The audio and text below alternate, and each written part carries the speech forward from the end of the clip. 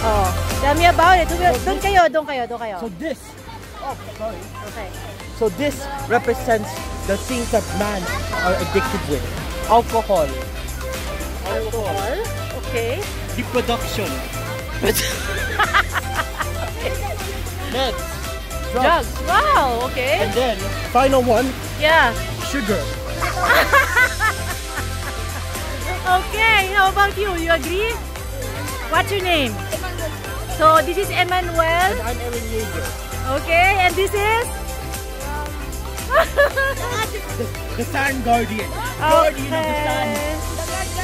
What do you call this? The Sun Guardian. The victim of man. Okay. Alright. So, anong tawag niyo dito? Island po.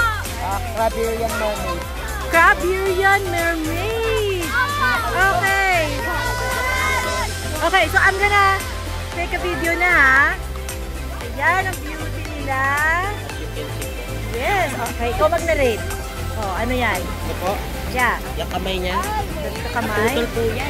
Okay. Ano naman to? Yan po, di ko po alam kung sino yan. Yung backstory niya po, naputol po yung kamay niya sa dagat. Ah, yes! There's a backstory.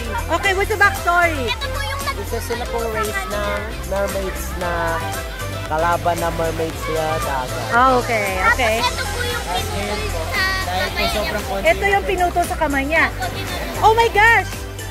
Ito yung kamay. Oh.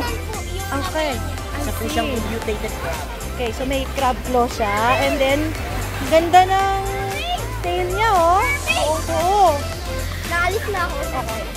Okay. So, anong title nito? Again, buo, lahat. Okay. Alright. Sige, so, ano yung pangalan? Again.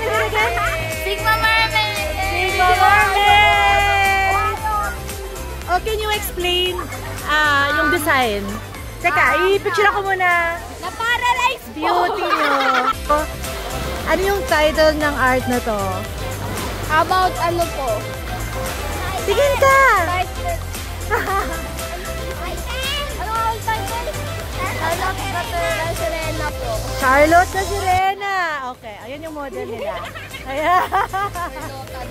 Oo.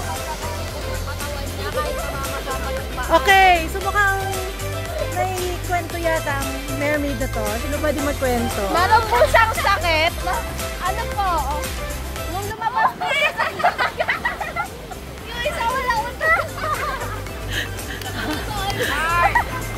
Oh, ayan oh. May sakit po siya. Ang ganda ng pilo, may texture. At least may bra siya. Oh.